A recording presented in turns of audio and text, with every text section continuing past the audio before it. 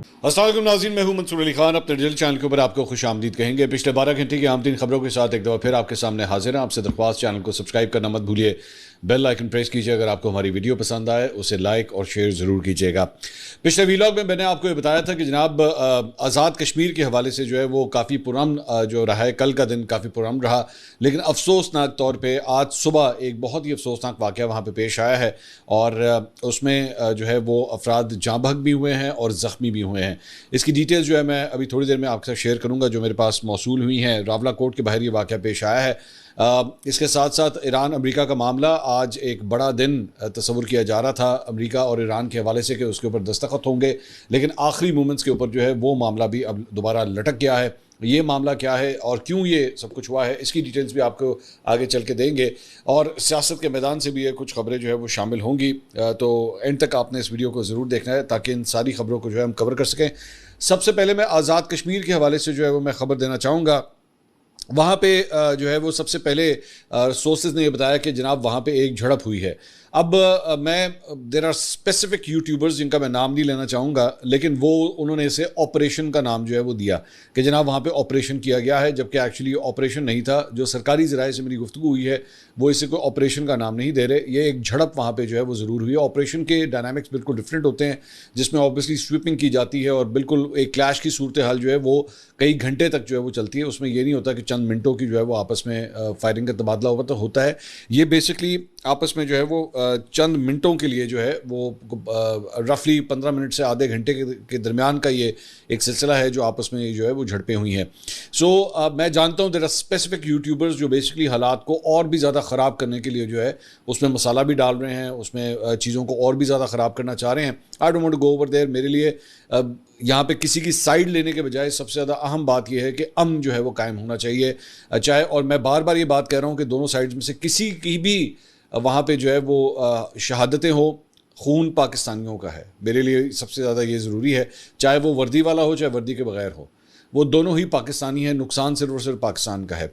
So basically जो बात मुझे पता लगी है वो ये है कि रावला कोर्ट के बाहर जहाँ पे जो है वो धरना दिया गया था, अब वहाँ पे पुलिस और रेंजर्स की जानिब से जो है वो मुश्तरका एक फ़्लैग मार्च किया जाता है और ये सिर्फ उस स्पेसिफिक जगह पे नहीं है, बल्कि पूरे रावला कोर्ट के अंदर जो है वो इस वक्त फ़्लैग मार्च वहाँ पे किया जा रहा है। रावला कोर्ट जो है वो इस वक्त एक नर्व पॉइंट बना हुआ है जो कि बहुत सेंसिटिव है वहाँ पर।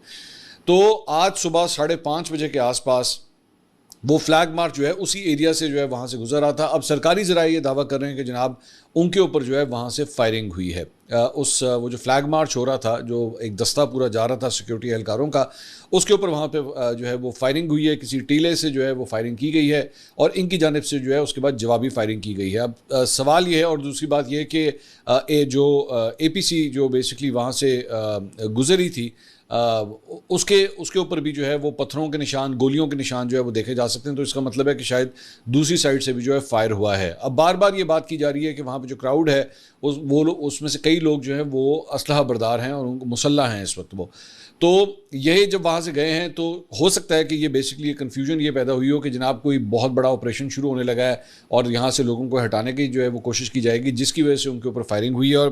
और जब वहाँ पे फायरिंग हुई है तो ज़ाहिर बात है वहाँ पे जो सिक्योरिटी एहलकार हैं उनका एक SOP होता है, उनकी ट्रेनिंग में शामिल होता है कि अगर आपके ऊपर फायर होगा तो आपने भी फायर करें। मैं दोबारा ये बात कर रहा हूँ कि ये सारी बात जो है वो सरकारी ज़राए ये दावा कर रहे हैं। This is one side of the story. दूसरी साइड जो है वो कुछ और क्लेम कर रही है, मैं भी आपको बताऊँगा, वो भी मैं शेयर करूँगा। तो उसमें जो जॉइंट एक्शन कमेटी है उन्होंने कहा कि जी खान पैलेस जो ईदगाह के साथ शादी हॉल है वहाँ आराम करने वाले अफराद पर फायरिंग की गई। वो कहते हैं जी हमारे पे फायरिंग की गई। जलसागाह अवाम के कंट्रोल में है, जानबूझकर बार बार लोगों के बेटे भाइयों पर हमले किए जाते हैं ताकि अवाम को इश्तियाल दिलवाकर उनको पुरतशद्दुद रद्द-ए-अमल पर मजबूर करने की कोशिश की जाए ताकि रियासत उनको जवाब बना सके। सो अवाम का इज्तिमा एक खुले ग्राउंड में है। जब अवाम शहर में दाखिल नहीं हो रहे और तसादुम का जवाब नहीं बन रहा तो फोर्सेस को वक्फे से पुरअमन अवाम के पास भेजकर मुसलसल कत्ल व गारत गिरी की जा रही है।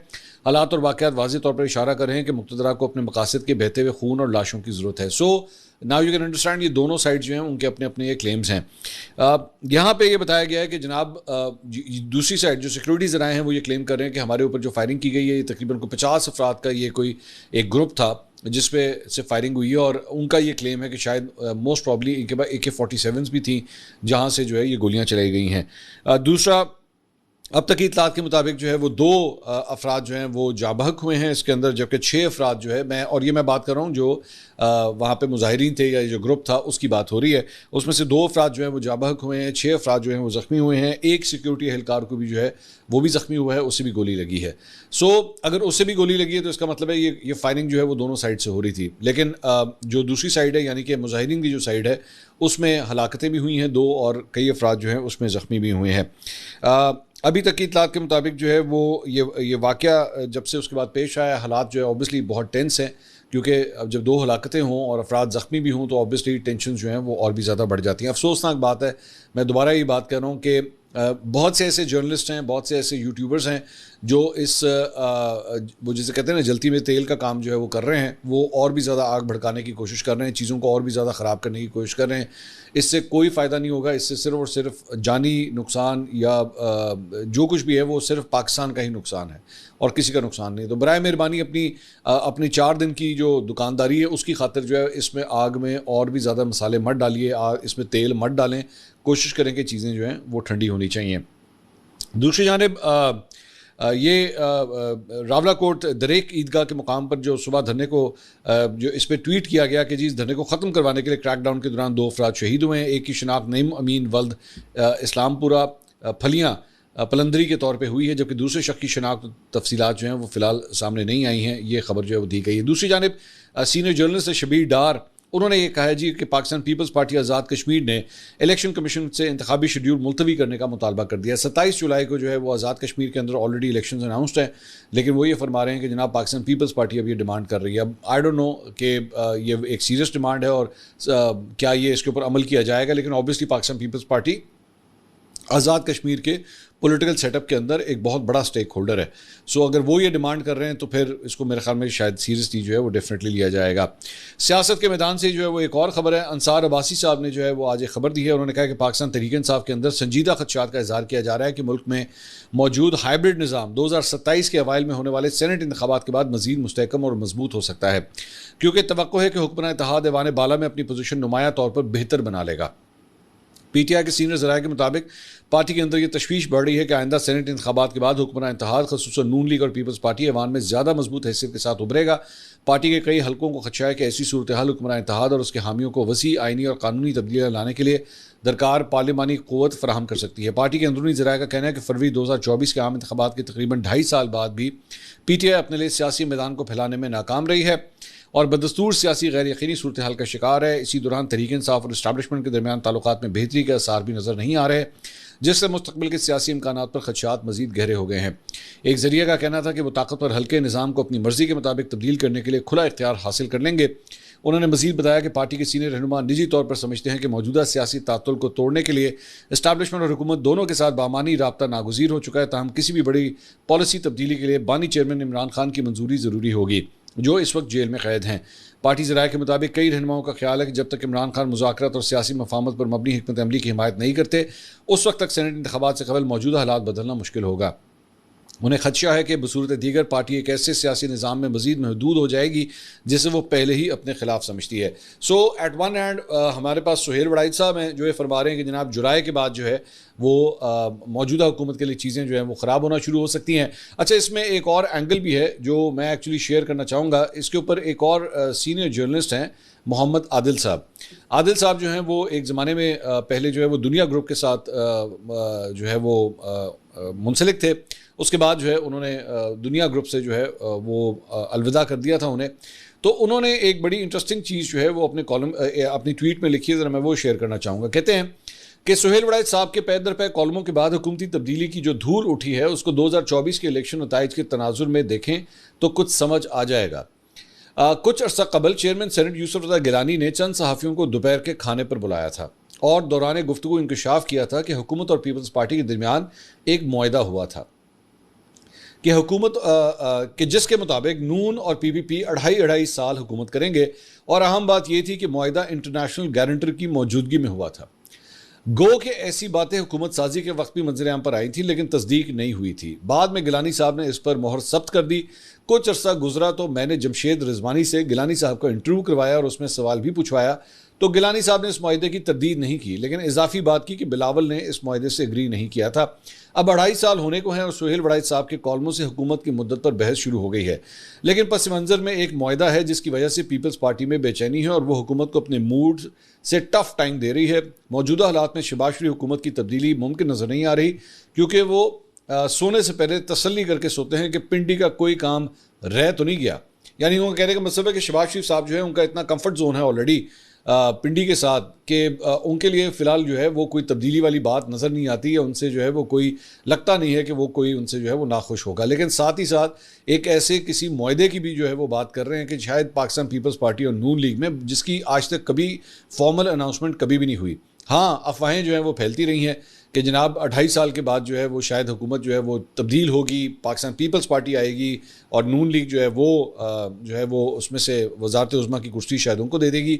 लेकिन मौजूदा सूरत हाल के अंदर जो है वो शहबाज शरीफ साहब के लिए किसी किस्म की कोई मुश्किलात जो है फ़िलहाल नज़र नहीं आ रही।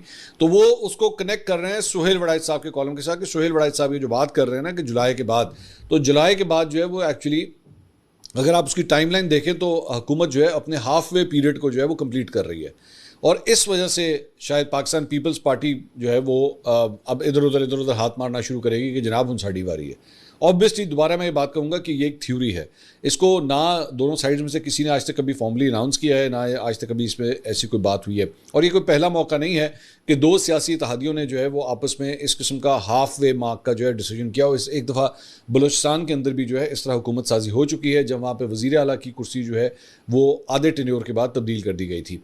सो अगर ऐसा होता है तो ये मुमकिनात में शामिल है और ऑब्वियसली चूँकि ये टॉप सीक्रेट किस्म के ये मुआहदे होते हैं, इनको बाज़ औक़ात जो है वो बाकायदा तौर पे डिक्लेयर भी नहीं किया जाता कि जनाब हमारी आपस में ये डील हुई हुई है। सो लेट्स सी ये मामला जो है किस तरफ जाता है। लेकिन दूसरी जानिब पाकिस्तान तहरीक इंसाफ के हवाले से ये जो अंसार अब्बासी साहब कह रहे हैं, तो येस पाकिस्तान तहरीक इंसाफ भी जो है सारे मामले के अंदर ये देख रही है कि हमारे लिए मुश्किलात जो हैं वो बढ़ती जा रही हैं और हमें अगर कोई जल्दी ब्रेक थ्रू ना मिला तो हमारे लिए आने वाले हर साल जो है डिफ़िकल्ट होगा। अगर आप एक्चुअली सफ़र उठा के देखें सियासी तौर पे 2024 से लेकर अब तक, तो इस सिस्टम से जो है वो पाकिस्तान तहरीक इंसाफ आहिस्ता आहिस्ता बाहर निकलती गई है। ख़ास तौर पे इनकी आपस की अंदरूनी लड़ाइयाँ, बल्कि अभी एक लड़ाई मैं अभी थोड़ी देर में आपके साथ एक और मैं शेयर करता हूँ जो अभी सामने आने वाली है। ऑलरेडी KP के अंदर जो है एक नाराज़ ग्रुप जो है वो ऑलरेडी खड़ा हुआ है, बल्कि उन्होंने तो कोई हल्फ वगैरह भी अब जो है वो लेने शुरू कर दिए हैं। ISF जो खैबर पख्तूनख्वा है उनकी एक वीडियो अभी सामने आई जिसमें उनके मुख्तलिफ जो ओहदेदार या उनके कारकुन जो हैं वो भी एक हल्फ ले रहे हैं कि जनाब इमरान खान की रिहाई अगर नहीं होगी तो बजट जो है वो पास नहीं होगा। और इस तरह अब और ग्रुप के लोग भी जो हैं वो सामने आ रहे हैं। सो अलीमा खान साहिबा ने एक्चुअली ट्वीट किया, उन्होंने कहा PTI की क़यादत ने कायद हिज़्ब इख्तिलाफ महमूद खान अचकज़ई से दरख्वास्त की है कि अगर मंगल के रोज़ अडयाला जेल के बाहर होने वाले इज्तिमा का कोई वक्त मुकर्रर कर दिया जाए तो वो 10,000 अफराद को मोबिलाइज़ कर सकते हैं। हम इस तजवीज़ का खैर मकदम करते हैं और हमने उनकी दरख्वास्त कबूल कर ली है।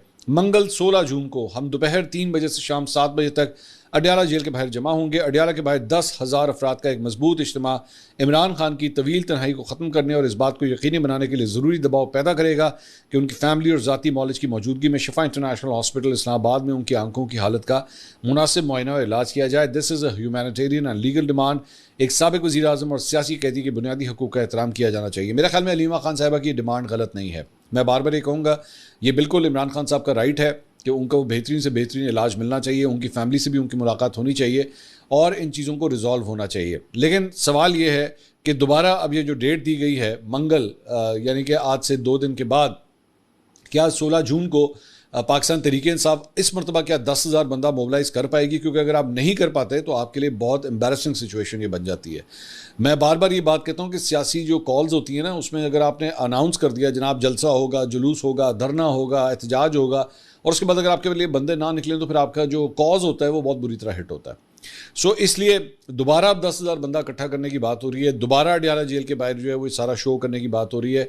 इस मरतबा भी अगर ना हुआ तो फिर दोबारा आपके लिए एम्बैरसमेंट होगी। लेकिन साथ ही साथ पाकिस्तान तहरीक इंसाफ की इंटरनली क्या सूरत हाल चल रही है, मुजम्मल असलम साहब जो कि इस वक्त फाइनेंसिस को हैंडल कर रहे हैं KP गवर्नमेंट के अंदर, पाकिस्तान तहरीक इंसाफ का एक बड़ा इंपॉर्टेंट जुज़्व है। ज़ाहिर बात है आपके पास एक हुकूमत है, उस एक हुकूमत के ख़जाने की चाबी जिस शख्स के हाथ में है, उन्होंने शहबाज गिल के हवाले से जो है वो एक ट्वीट किया है।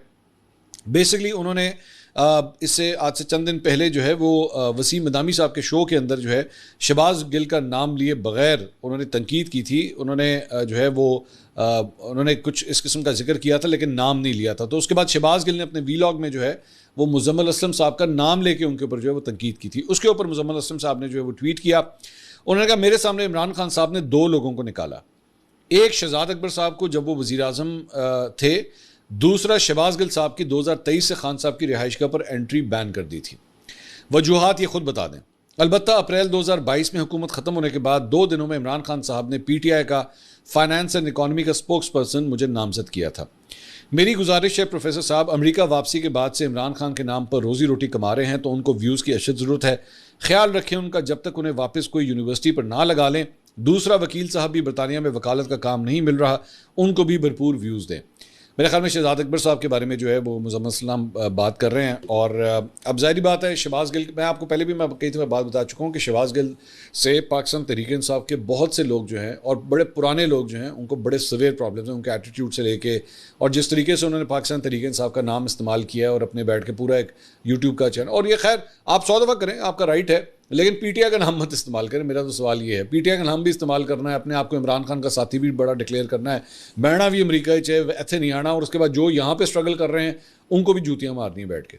मतलब आपकी पार्टी से, पाकिस्तान तहरीक इंसाफ के हवाले से जो भी कोई स्ट्रगल कर रहा है आपने उसकी टांग भी खींचनी है। Trying to actually become the digital head of Pakistan Tehreek Insaf के, जी मैं आपको बताऊँगा कौन सही काम कर रहा है कौन बुरा कर रहा है, जबकि आप खुद ग्राउंड के ऊपर मौजूद नहीं है। सो इसलिए आप पूरी एक लिस्ट उठा के देख लीजिए। शहबाज गिल के हवाले से एक पूरी लिस्ट है, और ये उन लोगों की लिस्ट है जो एक्चुअली पब्लिकली इनको डिनाउंस कर चुके हैं। एक तो पब्लिकली डिनाउंस कर चुके हैं और कुछ ऐसे हैं जो बेसिकली इवन पब्लिक पोजीशन नहीं लेते, but they don't even want to take his name और they don't even want to talk to him. मतलब ऐसी भी सूरत हाल है। लेकिन ऑब्वियसली उन्होंने पाकिस्तान तहरीक इंसाफ के नाम को इस्तेमाल करते करते कम से कम अपना यूट्यूब चैनल जो है माशाल्लाह खड़ा कर लिया है, और अब वो उनको ज़रूरत ही नहीं है। फ्रैंकली स्पीकिंग, आज अगर पाकिस्तान तहरीक इंसाफ या कोई अगर उनको कह भी दे चलो जी दौड़ जाओ, तो ना साड़ा कोई ताल्लुक नहीं है, तो he has establishment himself as a YouTube channel, और अच्छी बात है। साफ़ी वो है नहीं ऑब्वियसली, तो वो even though he tries to become a journalist but he is not a journalist. लेकिन ना उन्होंने कभी आज तक ज़िंदगी में सहाफ़त की। मेरे ख्याल में तो शायद वो खुद भी एक दो दफ़ा ये बात ये कह चुके हैं, मेरे सुनने में आया था वो खुद भी कह चुके हैं कि मेरा जर्नलिज्म से क्या ताल्लुक, मैं सहाफ़ी थोड़ी हूँ। तो आप सहाफ़ी भी नहीं हैं, अब आप पाकिस्तान तहरीक इंसाफ के एक एक्टिव वर्कर भी नहीं हैं। पाकिस्तान तहरीक इंसाफ के खुद लोग जो है वो आपसे नफरत करते हैं, आपके अगेंस्ट जो है आपके एटीट्यूड को लेके वो खुद कह रहे हैं कि हम मतलब हमें पता है कि आपको इमरान खान साहब ने निकाल दिया था। पता नहीं इंटरनली जो है वो क्या इनकी सच्चाई है। इसके अलावा जनाब एक और ख़बर के मुताबिक ये एक ब्राज़ील के अंदर एक वाक़या पेश आया है, ये मैं आपको स्क्रीन के ऊपर दिखाना चाहूँगा, जो कि बड़ा ही खौफनाक किस्म का वाक़या है। और वहाँ पे बेसिकली मामला क्या है, बंजी जंपिंग का। अब ये बंजी जंपिंग जो है वो बेसिकली इसमें यही होता है कि आपके या तो जिस्म के साथ या फिर आपकी टांगों के साथ जो है वो रस्सी बांधी जाती है और उसके बाद आप जंप करते हैं। बल्कि मैंने भी एक दफ़ा साउथ अफ्रीका में जो है वो ये की थी। तो वहाँ पे बेसिकली हुआ ये है कि इसके अंदर ये अगर आप वीडियो देखें, हम इसको आखिरी पोर्शन ज़रा थोड़ा सा सेंसर कर रहे हैं क्योंकि ऑब्वियसली ये किसी की एक हादसा है। तो उसके अंदर ये 2 अफराद जो है इस खातून को जो है वो उठाते हैं और उठा के मतलब एक फ्लाइंग पोजीशन के अंदर उठा के और उसके बाद वहाँ पे जाके उसको नीचे फेंकते हैं। ये बंजी जंपिंग हो रही है वहाँ पे। वहाँ पे कोई पुल था जो कि अब इस्तेमाल नहीं होता, तो वहाँ पे बंजी जंपिंग का स्टेशन जो है वहाँ पे बना दिया गया। जब इन अफराद ने एक्चुअली इस औरत को वहाँ से फेंका तो बाद में इनको एहसास हुआ कि उस औरत के टांगों के ऊपर रस्सी बांधी नहीं हुई थी, और उसके बाद ये जो उन्होंने इसको फेंका है तो उसके बाद वो सीधा जो है वो ऑब्वियसली जब रस्सी नहीं बांधी हुई थी, फिर उसके बाद आप इतनी हाइट से उसको फेंकेंगे फिर उसका क्या होगा।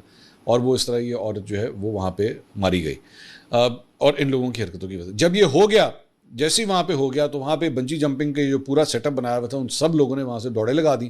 कुछ 6 अफराद थे जो वहाँ पे एक्चुअली सेटअप को चला रहे थे और पास कोई जंगल था, वहाँ पे वो भागे हैं।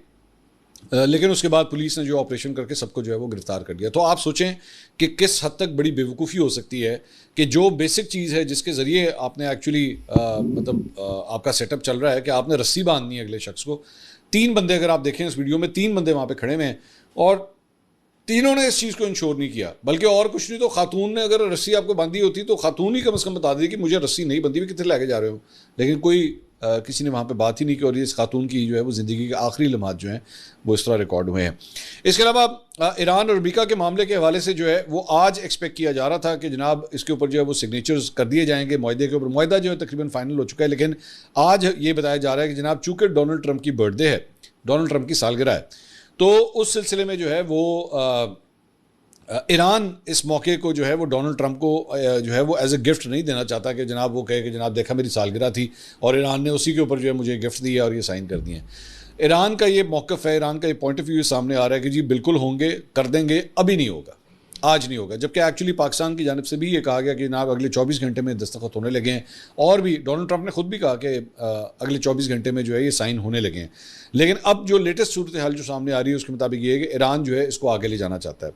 कुछ तजियाकारों का ये कहना है कि बेसिकली ईरान, और कोई वजह नहीं है, बाकी चीज़ें तकरीबन फाइनल हो चुकी हैं, सिर्फ असल बात यह है कि वो डोनाल्ड ट्रंप की सालगिरह वाले दिन जो है वो डोनाल्ड ट्रंप को ये लग्जरी नहीं देना चाहता। Donald Trump already by the way इस वक्त वाइट हाउस के अंदर जो है वो उसने अपनी सालगिरह वाले दिन जो है एक बहुत बड़ा शो वहाँ पे अरेंज किया हुआ है, जिसमें कोई 3-4 हज़ार कुर्सियाँ उसने वहाँ पे लगाई हुई हैं, और MMA की जो फाइट होती है उसने वो वाइट हाउस के अंदर अरेंज की हुई है। कुश्ती वहाँ पे जनाब करवाई जा रही है, अपनी सालगिरह को सेलिब्रेट करने के लिए जो है वहाँ पे कुश्ती मनाई जा रही है। और वहाँ की जो अपोजिशन है, जो डेमोक्रेट्स हैं, वो उस पर तनकीद कर रहे हैं कि भाई हमने सारी ज़िंदगी कभी इस तरह नहीं देखा कि वाइट हाउस के अंदर इस तरह की हरकतें हों, कि वहाँ पे जो कुश्तियाँ करवाई जा रही हैं। जिस तरह आम तौर पे जो है वो बेसिकली पुराने ज़माने के अंदर जो बादशाह होते थे ना, वो बादशाह जो है वो जब कोई त्यौहार होते थे तो वहाँ पे कुश्तियाँ करवाई जाती थी पहलवानों के दरमियान। तो ये वो वाला सूरत हाल जो है वो डोनाल्ड ट्रंप जो है वो करवा रहा है वाइट हाउस में, तो ऑलरेडी वो बड़ी तनकीद का निशाना है। अगली वीडियो में आपसे दोबारा मुलाकात होगी। अल्लाह हाफ़िज़।